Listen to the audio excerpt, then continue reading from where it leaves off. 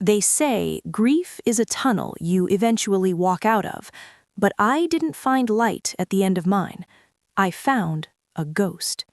Imagine standing in a cold lawyer's office, ready to bury the last piece of your fiancé's legacy, only for the door to swing open and see the man you just buried standing there, smiling at you. Except it wasn't Julian. It was the man who was about to turn my life into a legal nightmare. My name is Maya Arthur, and I am 32 years old. My ex-fiancé, Julian Vane, was a man of quiet brilliance and, as it turned out, significant wealth. We had been together for 4 years. 4 years of laughter in our small apartment in Seattle, weekend trips to the Cascades, and plans for a June wedding that would never happen. A sudden cardiac event took him at 32. The shock was a physical weight, a constant pressure on my chest that made every breath feel like a chore. The will reading was supposed to be the finality I needed. Julian's lawyer, Marcus Thorne, a man as stiff as the starch in his collars, had summoned me to a high-rise office overlooking the gray, churning waters of the Sound. Julian's parents were there, looking fragile and distant, their faces etched with a grief that seemed, well, at the time I thought it was just the loss. Now I know it was fear. I was named the primary beneficiary of his estate. It included the Victorian house we were restoring and a substantial investment portfolio. As Marcus began to read the preamble, the heavy oak door at the back of the room creaked open. The air in the room didn't just get colder, it felt like it vanished. I dropped my pen. Julian's mother let out a strangled, breathless sob that I will never forget. Standing in the doorway was a man who was Julian's physical echo. He had the same sharp jawline, the same messy chestnut hair, and the same slight crook in his nose from a childhood soccer injury. But the eyes, Julian's eyes, were always warm, like amber. This man's eyes were like shards of flint.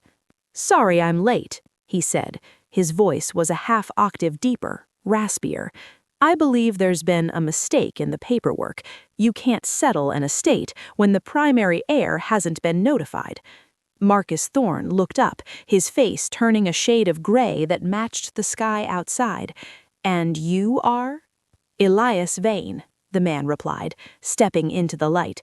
"Julian's brother, his identical twin." The red flags. I felt a wave of nausea. Julian was an only child.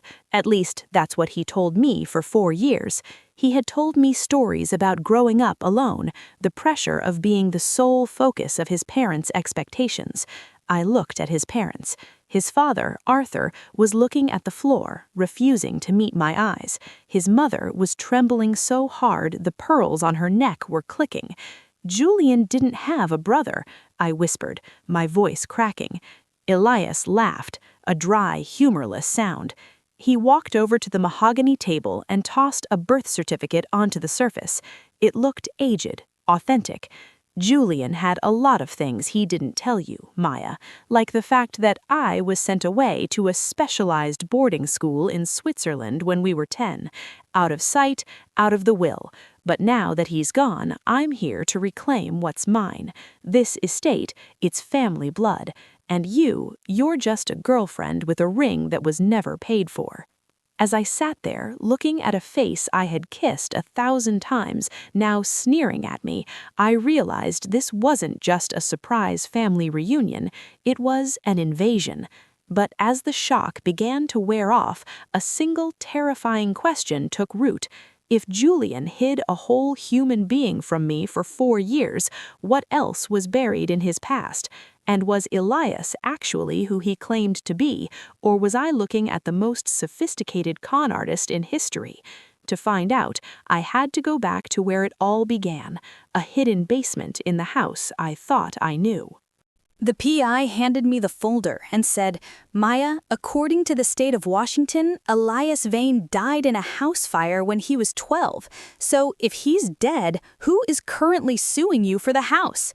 That was the moment the ground truly fell out from under me. The will reading, if you can even call it that, had ended in a stalemate. Marcus Thorne, Julian's bewildered lawyer, had promised to look into Elias's claims, but it was clear he was as blindsided as I was. Julian's parents had fled the office, leaving me alone with the gaping wound Elias had torn open. I returned to the Victorian house, the one Julian and I had poured our dreams into, and it felt tainted. Every shadow seemed to hold a secret. Every creak of the old wood floor sounded like a whisper. I found myself checking the locks constantly, jumping at every unfamiliar car that slowed on our street. Elias's sneering face was burned into my mind, a perverse mirror of the man I loved.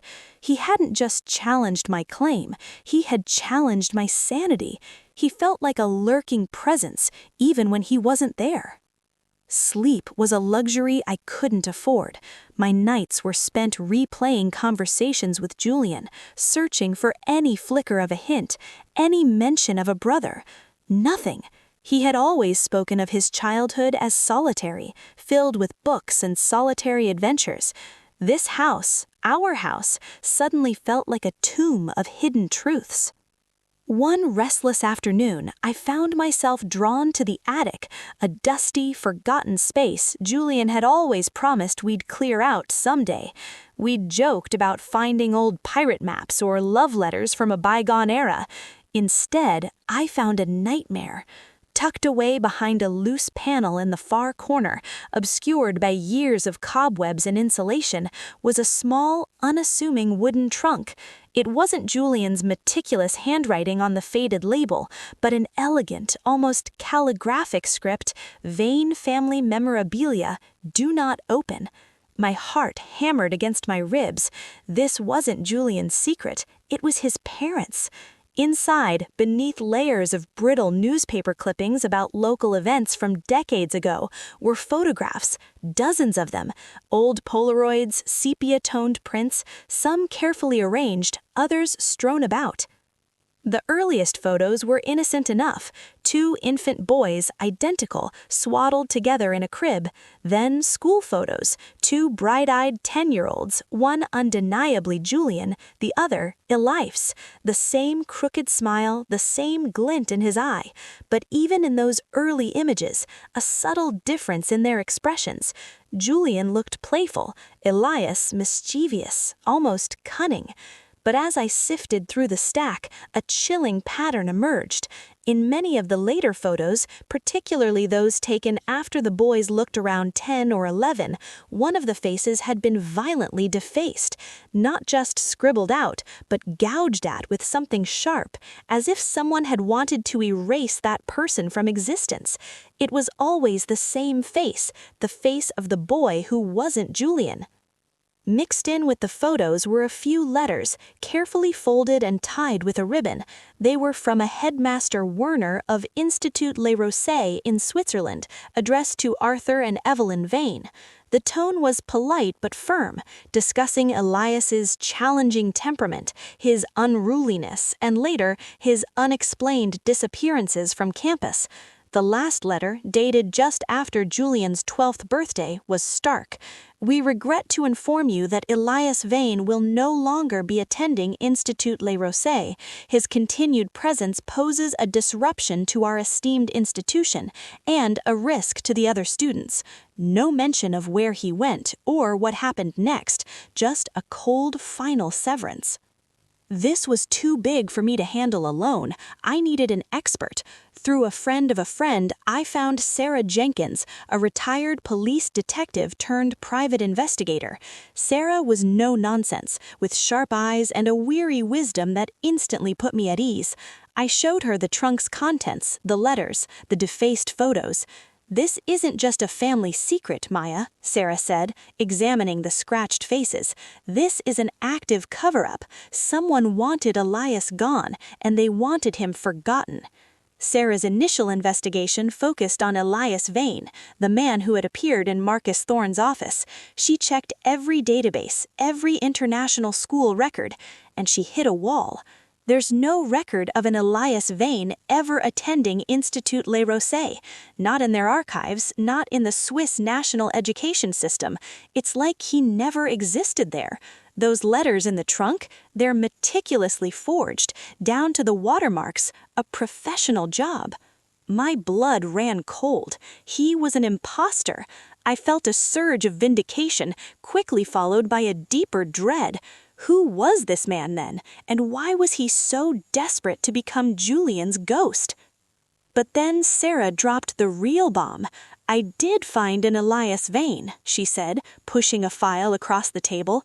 Born the same day as Julian, same parents, but this Elias Vane, he died in a house fire when he was 12, in a rural property owned by the Vane family, not far from here.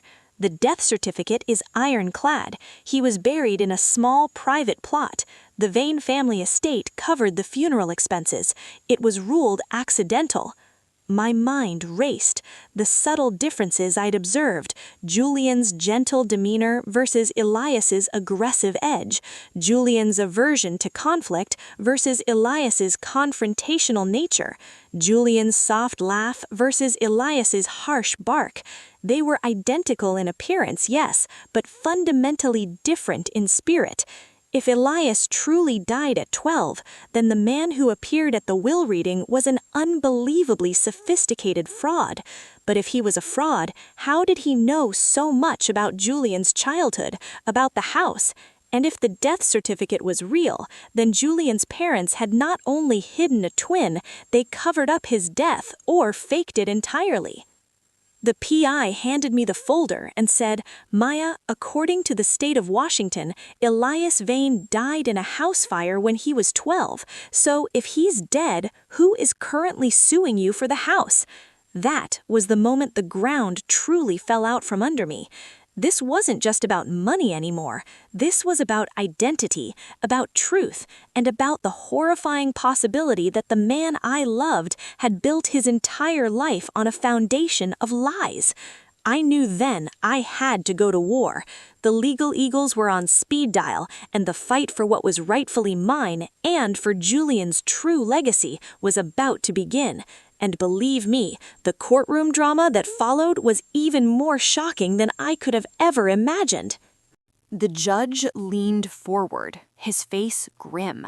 He granted the motion for a physical examination, but when the bailiff went to serve the papers, Elias was gone, and my front door was standing wide open.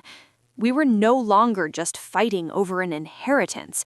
We were chasing a phantom who had successfully convinced the world that I was the villain of my own story. The courtroom was a sea of murmurs and camera flashes. This wasn't just a private probate dispute anymore. It had become a public spectacle. Elias had played the media like a virtuoso. He presented himself as the lost Vane, the discarded son returning from the shadows of a traumatic childhood to claim his birthright. My lawyer, a sharp-witted woman named Elena Vance, warned me that facts often matter less than feelings in the court of public opinion, and Elias was providing plenty of feelings. Then came the first heavy blow. Elias's legal team submitted a voluntary DNA test. The results were irrefutable, a 99.9% match to Julian. In the eyes of the law, he was a Vane. Identical twins share nearly identical genetic markers. And without Julian here to provide a direct, living comparison for more complex epigenetic testing, the court saw a brother. Mr. Vane is not an imposter, his lawyer argued, his voice booming through the chamber. He is a grieving man being kept from his childhood home by a woman who has been in the family for a mere 4 years. Who is the real interloper here? The internet was even crueler. Overnight, I became the target of a targeted harassment campaign. Social media detectives analyzed photos of me at Julian's funeral, claiming my grief looked performed. They called me a gold digger, a squatter, a woman who was weaponizing a dead man's memory to steal from his only living flesh and blood. I stopped checking my phone. I stopped leaving the house during daylight. The Victorian house, which used to feel like a warm embrace, now felt like a fortress under siege. I could see the news vans parked at the end of the driveway through the slats of the blinds. I felt like I was drowning in a sea of public speculation, and the only person who could save me was 6 feet under. "If he's a twin, he's a twin," Elena said, pacing the length of her office. "But DNA isn't everything. Life leaves marks that DNA doesn't account for." We began a frantic race against time. While Elias was busy giving interviews and playing the victim, Sarah Jenkins and I were digging into the granular details of Julian's medical history. We needed something Elias couldn't mimic. I spent nights poring over Julian's old journals and medical files. I found it in a dental record from 15 years ago, a rare, specific dental surgery Julian had after a biking accident. And then I remembered something even more vital. When Julian was 24, he'd been hospitalized for a rare tropical parasite he picked up while volunteering in South America. It had left microscopic scarring on his liver and a very specific change in his blood chemistry that would never truly revert. If this Elias was Julian's twin who had been living in Switzerland or elsewhere, he wouldn't have those specific internal markers. We returned to court with a motion for a comprehensive forensic medical examination. Elias sat at the defense table, looking smug. He leaned over to his lawyer and whispered something, then looked at me and winked. It was a chilling, predatory gesture that made my skin crawl. Elena stood up. "Your Honor, DNA tells us who a person was born as, but a life lived tells us who they are. We are requesting a full forensic audit of the claimant's body, scars, bone density, and internal markers that match Julian Vane's documented history." Elias's lawyer scoffed. "This is a fishing expedition, a violation of my client's privacy during a time of mourning." The judge, a no-nonsense woman who seemed tired of the media circus, looked directly at Elias.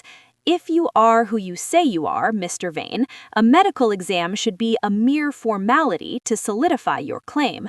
Motion granted." The victory was short-lived. The exam was scheduled for the following morning at 9 a.m. That night, the silence in the house was deafening. I sat in the kitchen, a glass of water in my hand, watching the security monitor. At 3:15 a.m., the motion sensor on the front porch tripped. I saw a figure, tall, wearing a dark hoodie, standing at my front door. He didn't break in. He just stood there, looking into the camera for a long, harrowing minute. He pulled down his hood. It was him, but he wasn't smiling anymore. He looked tired. He held up a finger to his lips, as if telling me to stay quiet, and then he simply walked away into the darkness. The next morning, Elias didn't show up for the exam. He didn't show up for the court hearing. When the bailiff arrived at the apartment he had been renting with the inheritance money he had already been advanced, the place was scrubbed clean. No clothes, no documents, no trace he had ever been there. He had vanished, and he had left my front door unlocked, swinging wide open in the morning breeze. He was gone, but the damage was done.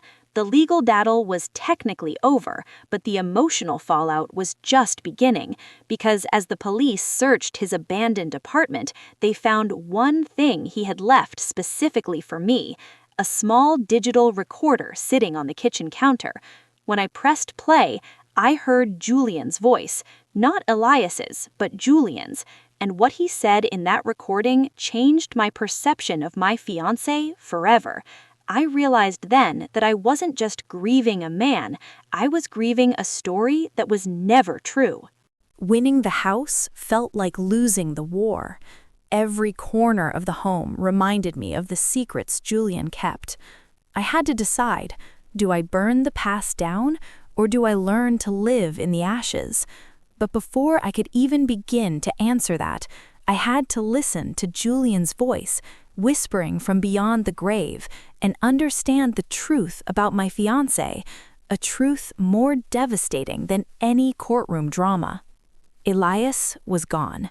He hadn't just disappeared from the courthouse, he'd evaporated, leaving no forwarding address, no digital footprint.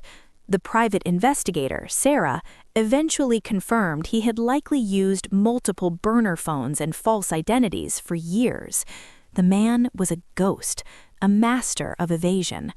The court eventually ruled in my favor by default, granting me full control of Julian's estate, but there was no triumph.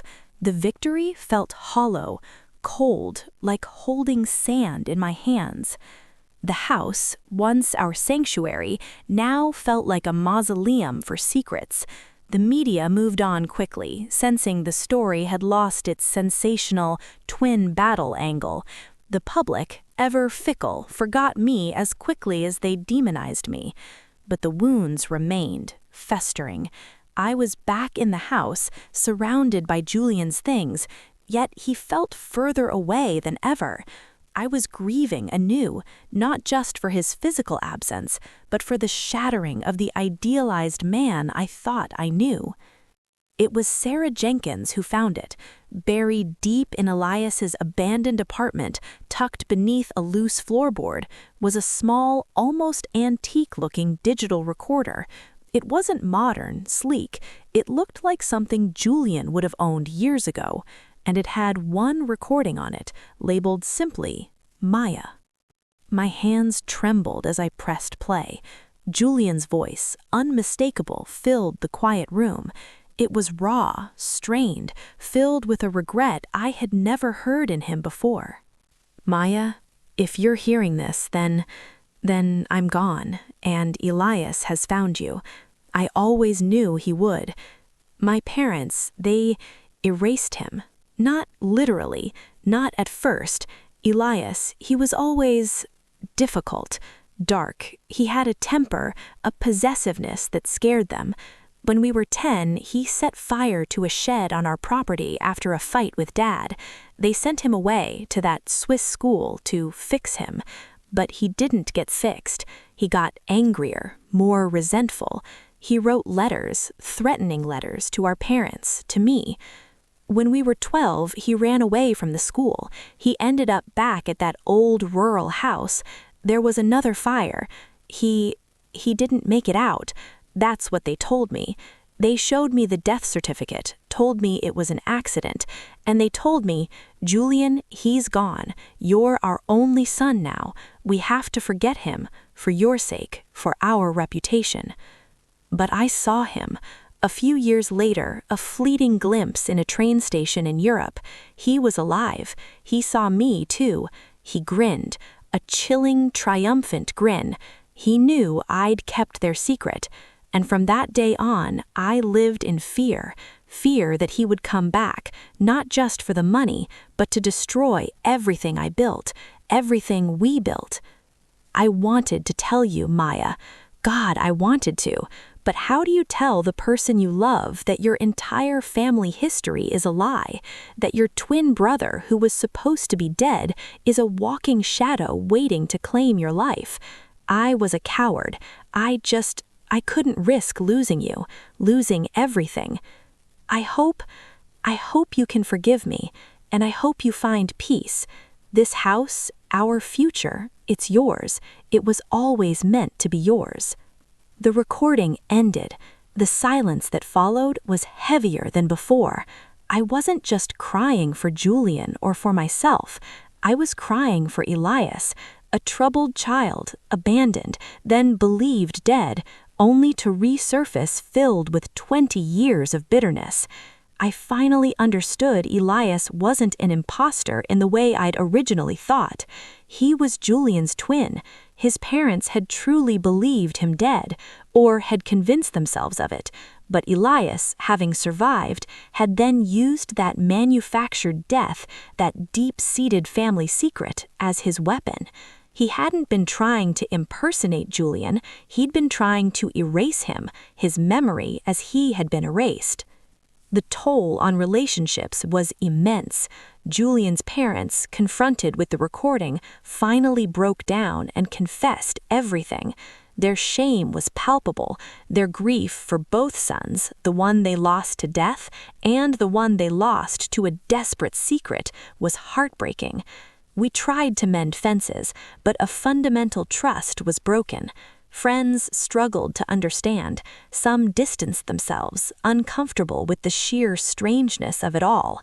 Only Sarah Jenkins remained, a steadfast rock, helping me navigate the legal cleanup and, more importantly, the emotional wreckage. This bizarre ordeal taught me a profound lesson about perception versus reality.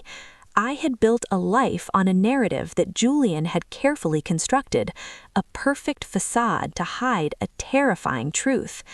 I learned that grief is not linear, and it can be renewed, complicated, and utterly transformed by unexpected revelations. I learned that the people we love are often unfathomable, complex beings with their own hidden histories. But more than anything, I found a strength I never knew I possessed. I had faced a ghost, a legal battle, public humiliation, and the complete dismantling of my understanding of love, and I had survived. The chaos hadn't broken me, it had forged me into something harder, more resilient, and painfully aware of the fragility of truth. The house was mine, the legal battle was over, but the story of Julian and Elias Vane wasn't truly finished. The final chapter wasn't written in a courtroom, it was written in my decision to heal, to rebuild, and to reconcile with a past that would forever haunt my present. What do you do when your entire foundation crumbles? You build something new, but you never forget the fault lines. And as for Elias, his story, like Julian's, still had a few lingering questions. The biggest one, would I ever truly understand what happened, and what did I do with a house that held so many ghosts? The gavel had fallen, the cameras had packed up, and the world had moved on to the next scandal. But how do you walk away from a life that was half myth and half nightmare? Today, the Victorian house belongs to someone else, but the lessons I learned within those walls, lessons about the terrifying weight of secrets and the true cost of an inheritance, are things I carry with me every single day. The legal resolution was, in the end, quite sterile. Without Elias to contest the forensic requirements, the court officially dismissed his claim with prejudice. I was the legal owner of everything Julian had left behind. But walking back into that house after the verdict didn't feel like a victory lap. It felt like trespassing. I spent the first few weeks in a daze, systematically going through every drawer, every book, every digital file Julian had ever touched. I wasn't looking for more secrets, I was looking for him. I wanted to find the man I loved amongst the debris of the man who had lied to me. I eventually realized that both versions were true. Julian was the man who held me when I cried, and he was also the boy who was too terrified to tell me he had a twin who might still be alive. I couldn't keep the money, not all of it. Using a large portion of the estate, I established the Vane Foundation, a nonprofit dedicated to supporting siblings of children with severe behavioral and mental health issues, a safety net for the kids who, like Elias and Julian, are often lost in the cracks of a family's desperation to be normal. People often ask me if I hate him, if I hate Julian for the lie or Elias for the intrusion. The truth is, I feel a profound, heavy sadness for both of them. I think about the fire when they were 12. I think about the two boys who started out identical and ended up a tragedy of errors. Did Elias ever really love Julian, or was his return purely about the money? Sometimes, when the wind catches the trees a certain way, I wonder where he is. Sarah Jenkins still keeps a passive file on him, but there hasn't been a ping on his digital shadow in over a year. He got what he wanted in a way. He wasn't erased anymore. He had forced us all to look at him, to acknowledge he existed. He had burned down my life to make sure he was seen. I often wonder if he's out there watching this video, or if he's finally found a life where he doesn't have to be a ghost. I sold the Victorian house 6 months ago. The new owners are a young couple with a baby on the way. They saw the stained glass and the wraparound porch. They didn't see the false panels in the attic or the echoes of a courtroom battle. I'm glad. That house deserves to be a home again, not a crime scene of the heart. I moved to a small apartment in a different city. It's minimalist, bright, and, most importantly, it has no history. I've started seeing someone new. It's slow, it's quiet, and I was honest with him from the very first date. I told him everything. Because if this ordeal taught me anything, it's that the truth might be ugly, it might be complicated, and it might even be dangerous, but it's the only thing you can actually build a life on. I still have that digital recorder. Every now and then I listen to Julian's voice, not to wallow in the pain, but to remind myself that love is a choice we make every day, even when we don't have all the facts.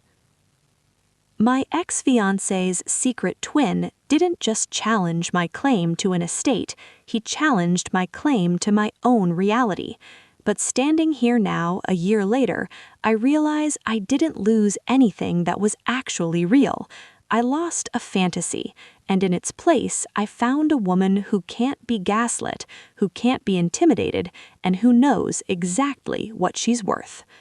If you're going through a betrayal that feels like it's rewriting your past, just remember you are the author of your next chapter. Don't let a ghost hold the pen. Thank you for listening to my story. If this reached you, maybe it's a sign to look a little closer at the things you take for granted.